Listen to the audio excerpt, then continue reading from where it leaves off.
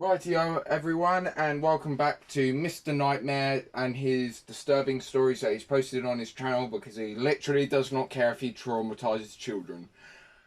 That was a lot to say. It's not going to be an exactly long one because I'm going to be going to the cinema later to watch Top Gun Maverick. I won't spoil you because I have watched a bit of a preview when I went to go and watch Doctor Strange Marvel Multiverse of Madness. So, this first photo that you're about to see in a few moments was taken by a viewer named Jane. Jane had met a man named Jeremy off a dating app. She hadn't been on any dating apps since her at-the-time recent breakup, and she thought it was finally fun to get back into the dating scene. After swiping away on some dating app and conversing with a few people, she matched Jeremy, who seemed to be the kind of guy she would feel comfortable with and connect with. Jane describes herself as a good-looking but shy and reserved girl. I'm just gonna say, my mum's looking on websites just to talk to people, and she's getting texted by people who are just over legal age of consent or way too old to be on that sort of website. So, people, can we wait a bit? My mum even had preferences set up on her account. Nope, still gets wrapped. She described Jeremy as an above-average looking guy with a buzz cut who was exactly her type. He had a full tattoo sleeve on his left arm and had mostly pictures of himself outdoors. Most notably, his first picture was of him leaning on his pickup truck with his dog in the bed of the truck and the woods in the background. The two struck up a conversation about his dog and then dogs in general, and eventually the conversation segued to local bars that the two would frequent. Jeremy picked up Jane, and the two ended up going to a bar called Lansdowne Street, and in her words, kind of hitting it off. Jeremy dropped off Jane at home, but beforehand he seemed a bit reluctant, wanting their little date to continue, even at one point implying that she should go back to his place with him. She politely rejected him, and that was the end of their first date. The two would text back and forth the next few days, and saw each other again the following Friday, where they went out to get fast food and ice cream. After chatting in Jeremy's car driving around for a bit, he ended up taking them to his house, where he started trying to get her to come into his house. She rejected this request over and over until it got creepy, and then he started getting a bit physical. Jane said she didn't know if he was trying to physically remove her from the car or if it was him trying to make some kind of physical advance on her. Either way, she shoved his arms off of her and left the car, walking quickly down the street. Jeremy called her a few times, but she ignored him and kept walking. She had her older brother Chris come pick her up. Shockingly, after a long back and forth over text, Jeremy cursed Jane out, but then minutes later switched his tone to apologetic and regretful. Jane blocked his number, figuring he was not what he initially seemed and he might be crazy. Now this is when the photo that I mentioned earlier comes into play. That night, Jane was awoken to a sound outside her window. It was the sound of the recycling bin full of glass and cans on the side of the house being kicked. It was late at night, so this was cause for alarm. She got out of the bed to look out her bedroom window. Upon lifting up the blind and looking around outside for just a second, she saw something that made her stomach churn. In this picture that she took, you see Jeremy standing in the darkness with his hood over his head, facing the window. She managed to not scream and be brave enough to take this picture when she saw him out there. Jeremy tried opening the window when he was seen and started yelling Jane's name repeatedly. Jane screamed for her brothers and her dad to help. By this point, Jeremy had taken off. According to Jane, the whole block had to hear his 8-cylinder pickup truck flooring it down the street. Tempted to text Jeremy threats of calling the police, she showed restraint and brought the info to the police the next day and filed for a restraining order using the texts and pictures as proof of reason. She sent a photo of the restraining order to Jeremy, which went unresponded to because she never unblocked him. What Jeremy planned to do at Jane's window is not exactly clear, but even if it wasn't to break in and he wanted to talk to her, that wouldn't be okay either. And after the toxic messages he sent her, nobody would assume he's a completely level-headed individual. In fact, those messages, mixed with his sneaking around her house in the late hours of the night and coming to her window after being blocked, suggest he might have been a dangerous individual. Let's just hope he hasn't done it. What you're looking at right now is one of the many dolls made by Anatoly Moskvin, a Russian former journalist and college professor with Oh, so it's one of those mentally unstable fucktards who like making very disturbing ass shit. expert knowledge of cemeteries. As a child, Anatoly began wandering through cemeteries with friends for fun, and as time went on, he developed a fascination for the dead. Decades later, this fascination led to a hobby of collecting dolls. But this hobby hid a macabre obsession that drew upon his particular interests, digging up the dead and making dolls out of their corpses. Yes, the doll you're looking at is actually made out of a dead body.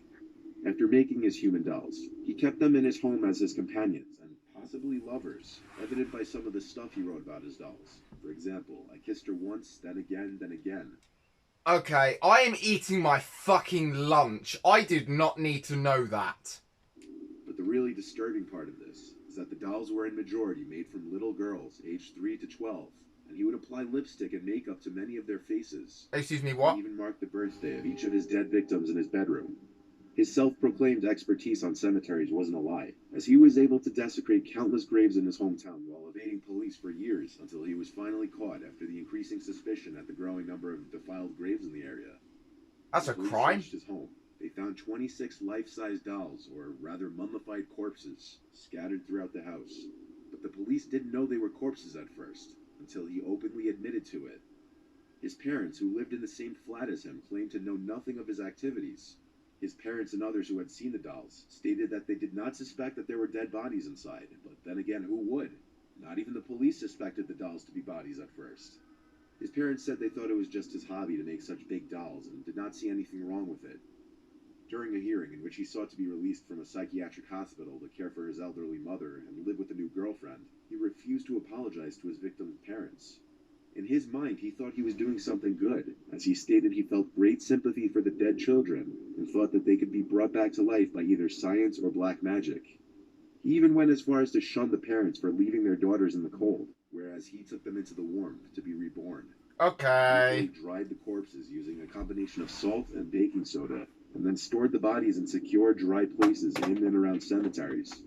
Once the bodies dried, he carried them to his home, where he used various methods to make the dolls, in an attempt to give the children functional bodies to be used when he eventually discovered a way to bring them back to life, feeling that their physical remains were too decayed and ugly for them to feel comfortable or happy. Right. While some of the parents want Anatoly locked away behind bars for life, it was determined that he suffered a form of paranoid schizophrenia and has since been held in a psychiatric hospital. From his perspective, he may have thought he was saving a bunch of young girls, but from any other perspective, it was a horrific, downright disturbing thing to do. I'm not disturbed in any sort. Well, at least I hope so. I really hope so. But I can, for some reason, I can understand, like, because I know what he was. He wanted to do some good, but in his sort of way, doing some good involved him fucking over graves and ruining corpses.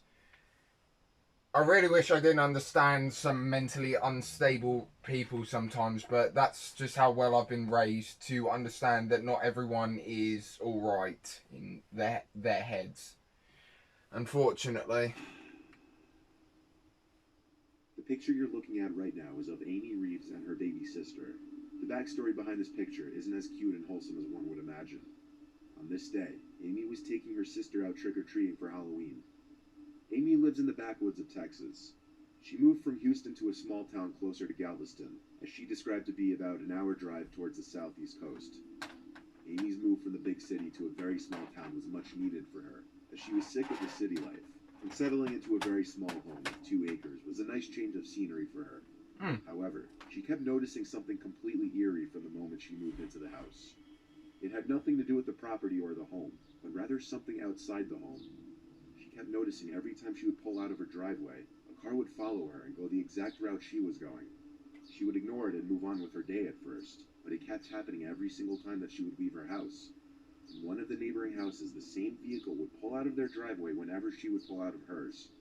She very soon started to suspect that there were some ill intentions there. However, for a while, she kept ignoring it and still moved on with her day, hoping it would stop eventually. No. When she was returning home from work one day, something in her gut told her to take a different route home.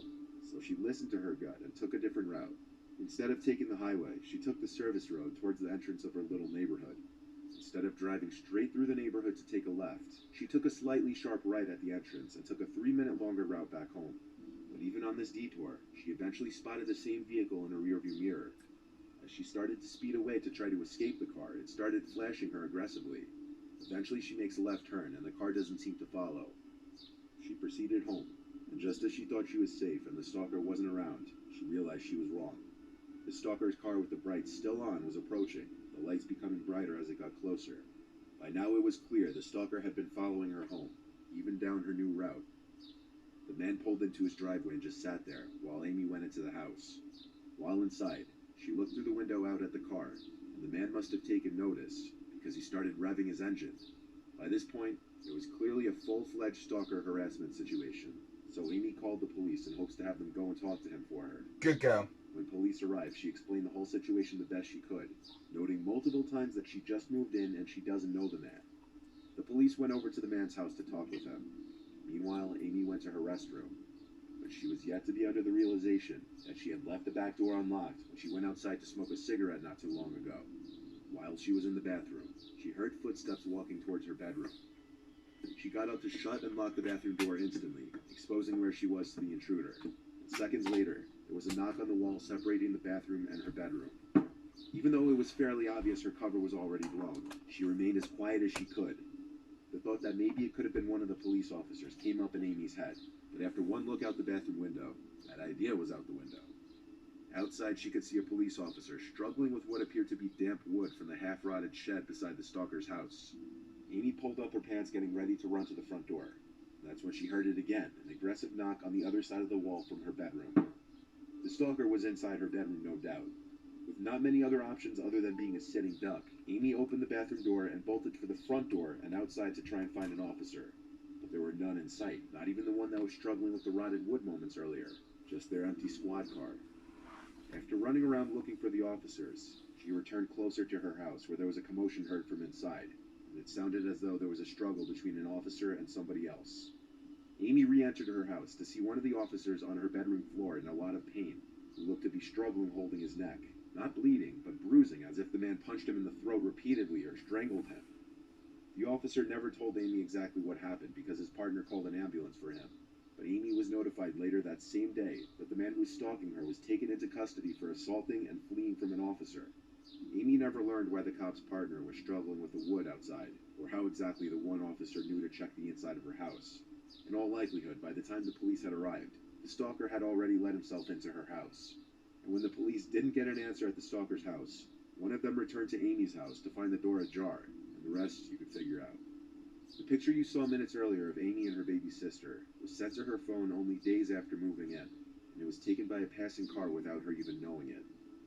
After this entire stalker incident, it became much clearer who took the picture, though Amy still doesn't know how exactly they could have gotten her phone number. Nah.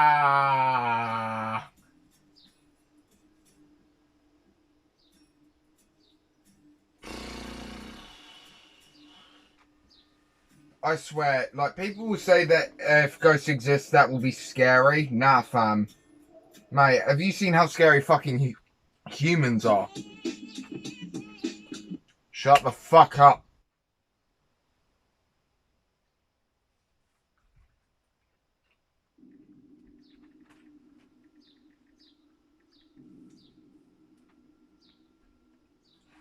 I didn't go away to college, so meeting girls and overall socializing wasn't as spoon-fed to me as the kids who went away to party schools and prestigious universities. In my freshman year, I grew bored fairly quickly as my friend group had shrunken tremendously. Meeting people at what was basically a commuter college was next to impossible unless you joined clubs or sports. So my main source of meeting girls, at least, was Tinder and Bumble or Instagram. One day I got a follow request from some very attractive girl named Miranda. I could tell she was attractive just based off her profile picture. I requested to follow her back, and when she instantly accepted my request, I started to look through her pictures a bit to make sure it wasn't a catfish. I would have gone like, hang on, I am me, yet this girl is somehow fine. Nah, fam, I don't trust that shit. Nah! Her profile seemed real. She had around 4,500 followers. She only followed a few hundred people, and all her pictures had a lot of likes and comments. And then she I wonder if Josh is following her. Not like Josh, but one of my mates. Because he follows almost any attractive girl. DM'd me, and my face lit up. She DM'd me saying she found me on Tinder and thought I was cute, which, yes, I had my Instagram username in my Tinder bio at the time. She also had photos posted dated back to beyond a year prior, so everything checked out on my catfish radar. We chatted in the DMs for a few days. When she posted a new picture. Yeah, but is your stalker sense tingling yet? Because mine would be setting right off. I don't trust girls anymore. Well, I don't trust people on Xbox anymore because I got fucking screwed over hard. I liked it and commented on it as she asked me to. I just put down a couple fire emojis. She liked it, of course. I checked some of the other comments, and they were also from guys gassing her up, throwing her compliments left and right. Clearly, I wasn't the only guy talking to her, or at least trying to. Well, one night we struck up a conversation once again, still in the DMs. I told her I had the house to myself that night, and figured I'd be risky and invite her over. She seemed pretty open to it. I just tried my best to keep it as lighthearted as possible. I gave her my address just to ask her how long of a drive it would be. She said 10 minutes. I then confirmed if she was coming or not, and she replied, yeah, I'll come. Then she asked me how old I was. 10 minutes? Mate, if she's 10 minutes away, I'd be concerned as fuck. How the fuck do you not see someone? Yeah, I'm getting red flags all around, mate. Something ain't sitting right. And I said 18. She replied that she was 19, but this conflicted with something that I remember she replied to one of the many other men commenting on one of her posts. His comment was something like, damn girl, how old are you? And she replied 25. The guy she was responding to was some bald guy who looked to be in his 50s. This got me suspicious. I started analyzing the people who were commenting on her posts a little more, and I realized they were all guys. There were no female friends of hers commenting supportive stuff that you'd see on basically any other girl's Instagram. And most of the comments seemed to be just old, creepy dudes telling her how sexy she was. I then looked for any pictures of her with other girls, maybe some friends tagged in a picture. But no, any pictures of her with other girls in it. The girls were not tagged in, and there were no comments from any of the girls in the pictures. This was starting to scream catfish, so I blocked the account. Not long after, talking within 10 minutes, I started getting spammed with DMs from 3 random accounts. They all had profile pictures, but all of them had less than 50 followers. They all appeared to be fake, and they were DMing me threats about how I shouldn't have done that. I gave in and replied to one of them, and instantly, it replied back, unblock Miranda. I blocked that account as well, and went to unsend all my recent DMs to that Miranda account, specifically the one with my address in it. I counted myself lucky I didn't give the account my phone number or any other info. Oh, you're fucked. You're fucked. As soon as you posted your address, mate, she was on it. She is not going to go away. She is just... I just got chicken skin. And yes, I called Goosebumps chicken skin because Eddie VR says so. I also set my Instagram profile to private. After that ordeal, I ended up trying to get anyone else to come over and take advantage of having the house to myself. But eventually I gave up and went to bed. I have trouble sleeping 90% of the time, and this night was no exception. So after I'd say at least an hour and a half of trying to fall asleep, I heard noises from outside in the living room. Now this was in February, so it was freezing out and the heat was on full blast. So there were always ticking and clicking sounds from all the baseboard heaters. And a couple noises sounded a little different, like louder. I didn't go check though. And while each click and clack from around the house was making me look over into my dark room, making sure no one was there, I eventually somehow fell asleep. But not for long. I woke up and it was still dark in the room.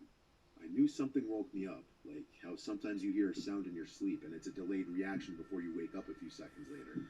Oh, I hate that. It's like how people say if you wake up at 3 a.m, somebody's in your room and I go like, bitch, I'd like to see them try. I literally have a salt lamp going on full blast. I'd like to see those fuckers hide. The only place I could think of a hiding spot is maybe behind some giant boxes. But there's tons of crap behind that, so yeah, there's not much place to hide. What happened here? I sat up in my bed, the clicking of the heater still filling the room. I looked in the far corner of my room, and at first I didn't believe what I was seeing. I looked closer and could see it better. There was a person in the corner of the room, and I swear I could see their grinning face. I was so scared in that moment, I got up from my bed, unable to even scream. I ran all the way outside into the snow in my bare feet, and I rang the neighbor's bell a million times. While in there, I basically cried to them that someone was in the house, and I used their phone to call 911. When police searched the entire house, they didn't find anyone.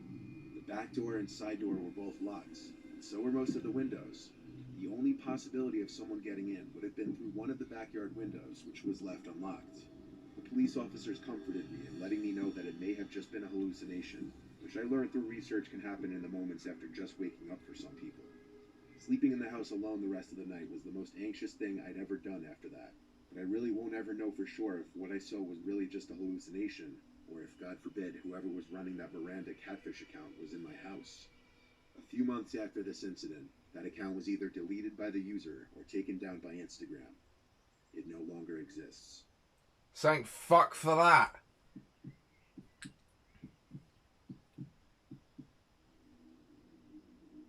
Instagram is my favorite time waster app. I spend a good chunk of my free time browsing it. I've gotten my fair share of creepy DMs. I've learned to ignore them. So when I got a notification from Instagram that some random account requested to DM me, I didn't sweat it. I did, however, just open the DM because I always do out of curiosity. The DM was a link to another Instagram profile named Perfect Always with a Z. I pressed the link and it opened this page with a bunch of pictures of girls, like young girls, seemingly varying in ages from 13 to 20. As I continued to scroll through the account, I picked up on an unsettling fact, that all the pictures seemed to have been taken in secret. Like, one girl was on a school bus, one was sitting on a park bench, one was taken from behind a bush of a girl walking on a sidewalk, one was taken of a group of girls at a college campus. Expecting to find perverted comments on the posts, all I found were positive comments like "keep up the good work" and "nice." There were also some comments with random numbers, like 500, and that's it. And every single account that... Yeah, some people, yeah. Nah. And as soon as you get a link to a random account linking you to photos, you generally want to... If that had ever happened to me, I'd start going like, okay, right, this is a threat of some description. Nah. commented appear to be spam accounts, like no profile pictures and no followers. It was a weird and creepy account, so I reported it and sent a link of it to my friend Allie. Then I went about my business.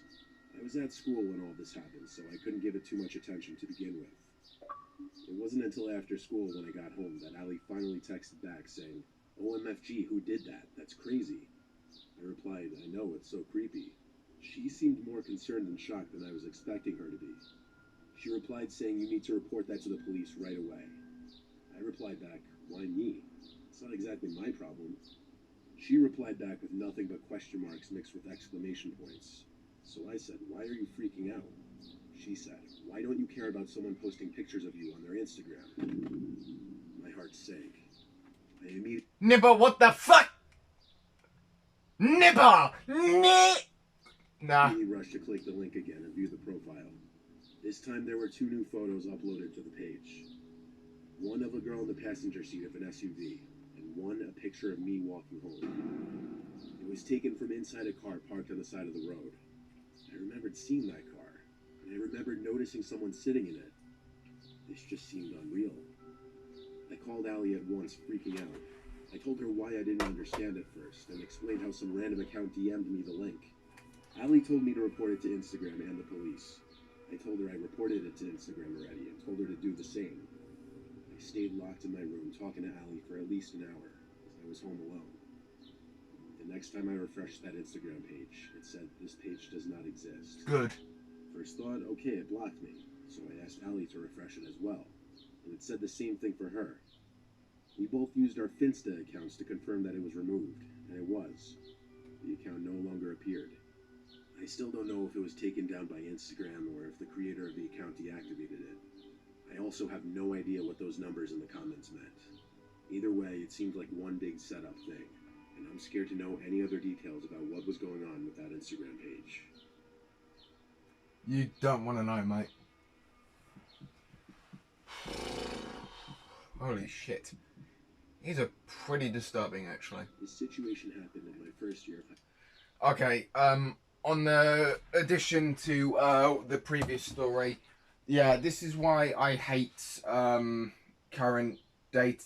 Uh, this is why I hate boys nowadays. Like, if you go on Xbox or Twitch or if you go on anything and there's a girl, like literally, boys will simp over her, and it is disgusting. It's disgusting nowadays how guys will do almost anything just for attention from a girl. It's disturbingly scary. High school. I was 15 years old and lived pretty far from school, Oh, which resulted in me taking public transportation to and from there. My Instagram was set to public back then, and I never really cared much about who followed me, which, in retrospect, being a young teen, I should have. My page was pretty standard. I was visible in most of my posts, posing by myself or with a couple of my friends for the most part. I also post a lot of my story, which for those of you who don't know, allows users to share photos and videos to their story for 24 hours. In those stories, I would sometimes include a shot of me waiting for the bus or at the subway with music playing in the background. I remember posting such one day. oh, you fucking idiot. Oh my god. See, that's why I don't post anything on Snapchat or Instagram, because I'm not fucking stupid and I know what people are like. Well, I know what I'm like. I'm gonna give away some fucking public details. Looking at my stories and seeing who viewed them. I had around 120 views, most of them from people I knew. One account in particular stuck out. The profile pic showed an unfamiliar middle-aged man. The selfie was taken at a weird close-up angle, like those cliche parent selfies. He had seen every one of my stories posted. I didn't really think that much of it. It continued about my day. Hours later, when I was nearing sleep at around 2 a.m., I got notifications that that same man had requested to DM me, followed me, and liked all my posts. I had about 12 posts, so it wasn't a crazy amount of notifications. I opened his DM and it just said, "Hey," with a smiley face. I definitely found this crazy weird, so I didn't respond and checked his profile. Okay, I'm sorry, but if anyone out there wants to try and be creepy without seeming creepy, don't do a fucking emoji face. That's maybe the most retarded thing. Like, I got DM'd by this dodgy person on Xbox once. This video is on my channel, but I was going like, bruh, are you retarded? I'm not gonna fall for your stupid scam. But yeah, I've been messaged on Xbox a couple of times, and they have smiley faces, and I'm going like, are you stupid? Are you trying to be creepy on purpose? If so, well done. You're being a fucking failure. Anyway, point. His username was odd. Sam with a bunch of numbers. He only had one post, the weird angled selfie with 2 likes. I finally got a decent look at his face. He was pale and bald with dark tinted sports glasses. He seemed to be wearing a ripped white t-shirt. He had 5 followers and was following around 400 people, which mostly consisted of teenage girls, young women, and a few celebrities. Yep. Realizing what an actual creeper this guy was, I blocked him, plain and simple. In the morning, I got off the subway stop that's next to my school and took a seat on a bench in the middle of the platform. Okay, I know I'm about to do a massive stereotype, but what is it with old, bald men being fucking creeps? Like, seriously. Sorry. I know. But yeah, it's become such a massive stereotype now, and it's not even, like, it's just becoming creepy now. While doing this, I felt someone watching me. The platform was packed with people, so I thought maybe it was just my anxiety. I rose up and turned to find the now familiar, middle-aged creep staring at me. His eyes were a glossy blue color, sunken and droopy. He stood a good 20 feet from me, just gawking with an angered frown. I felt a strong urge to throw up and cry at the same time. My skin prickled and my whole body filled with fear. Everything I was feeling was multiplied by 1,000 as I realized he was slowly walking towards me. Nah. No one paid him any attention. No one batted an eye. And I remember breathing hard and heavily, wishing someone would pick up on what was happening. I turned and speed walked around and past people trying to lose him. Though with each step I took back, he took 2 steps forward. He was getting a lot closer to me by the second. It was all happening so fast, and I, honest to God, didn't know whether to continue to run or attempt to draw attention to him. I ran into a woman with a seemingly friendly face on the stairs, and that's when I decided on the ladder. I told her that guy in white is following me. As I spoke, I heard my own voice quiver, and that's when I realized how afraid and panicked I actually was. She noticed the man I was referring to at the bottom of the steps, and right away she called him out. She told him to stop following me or she'd call the police. Her shouts made him freeze as others began to stop and take note of the situation. She stood protectively in front of me, waiting for his next move. I took the opportunity to snap a quick pic of his face, and I later used to report him. In my head, all I thought was, he's not going to do anything with people watching me. He can't be that stupid. And I was right. He turned around and got on the next subway train. The woman walked me to my school, and on the way, I couldn't help but wonder how that man could have possibly found me. And then I remembered. I posted a story of the subway stop I got off. That realization alone made my skin crawl and taught me a very important lesson to never reveal your specific location to your public social media. Isn't that right, Fots? Fuck it. I swear to God, some girls want to get themselves killed one. After the woman walked me to my school, I thanked her and actually gave her a hug. I don't know what I would have done if she hadn't stepped in. I wasn't brave enough to say anything to the man, so frozen in fear. But that woman was. I'm forever grateful for her. And I hope that if anyone is ever in her position, that they will step in and use their voice to help. Mate, if some girl hang on. If some girl comes up to me saying some old creepy fucker is following her, or anyone in general is getting followed by some creep, I'll go like, mate, fuck right off, or I'm going to punch you so hard, your crippled arse will be on the floor bleeding to death. So piss off. I don't care if I get arrested by cops, I'm saving somebody's arse.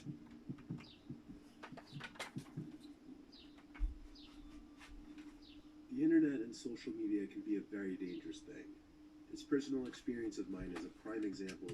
So, mate, that is a fucking lot of notifications. Although mainly these could be like spam and shit. So, yeah. Who the fuck has Pinterest? Who? What the fuck is Viber? What I mean. I've had an Instagram account for like 7 years now. I used to post on it a lot more when I was younger. These days I really don't post at all. And I only open the app like once a day just to browse my friends' posts or whatever. Well, recently I lost my phone. I figured it was time for a new one anyway though.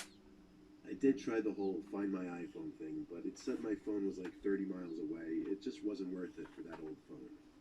Moving on, one day not too long ago. You are the densest motherfucker to ever live.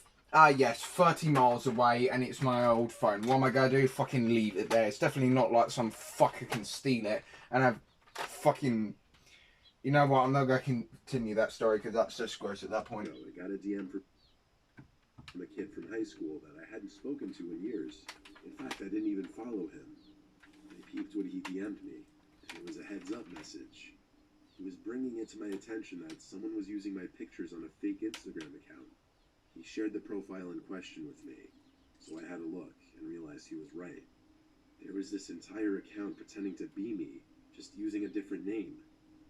There were pictures I'd never even posted on Instagram before on there. Pictures exclusive to my old phone. My head was spinning. I actually felt sick over this. I immediately assumed whoever found my old phone somehow bypassed the password. The account had 50 followers and it was following around 150 people. The posts all got like 5 to 10 likes. Most had no comments, but some had basic comments like a flame emoji or whatever. This account was literally pretending to be me. It had a story posted, so I went to check that, and I felt even more sick to my stomach. It was a boomerang panning from my house to my car over and over, as if they were showing off both. A boomerang is basically just a looping 2-second video that goes back and forth from one point to another. This meant whoever was doing this knew where I lived, and had any other information I may have still had on that phone. Yep. The story was posted only a few hours ago. I immediately thought to go to find my iPhone settings and turn on lock. I know. I regretted not doing that the second I lost that phone now. When I tracked my old phone one last time, I was in for another horrible surprise. It said the location of my old phone was right outside our house somewhere.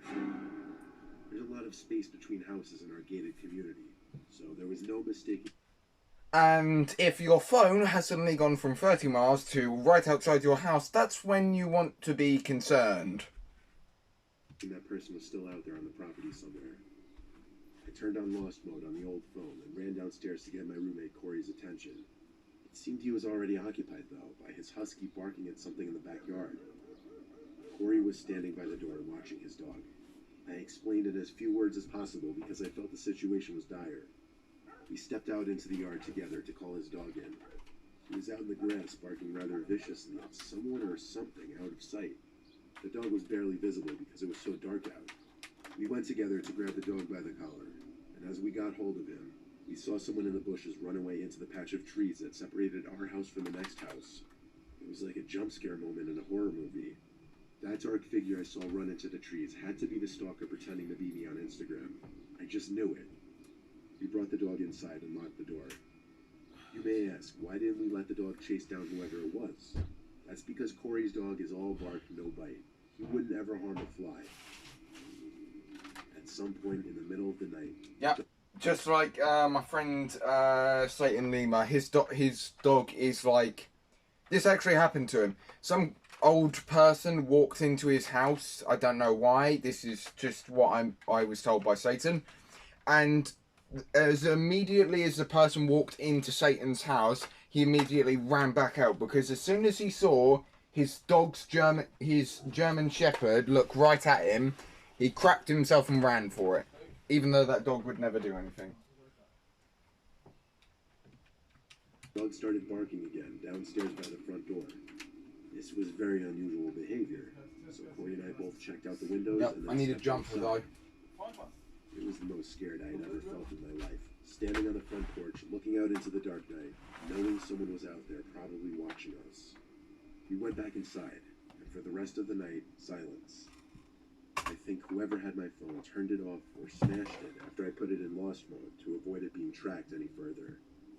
I say this because it would no longer update the location. I checked everywhere by the last known location, but it didn't turn up. After DMing that account that I knew who they were and was filing a report to the police, the account disappeared only a few minutes later. I don't think it was deactivated. I think it was completely deleted. My threat seemed to work. Like I said, this was recently though, and I'm still staying very aware of my surroundings. If you're looking into creating a YouTube channel of your own, but have no idea where to even start as far as learning video editing, and skills... Yeah, but... Man, I don't need Skillshare, I'm already a legend.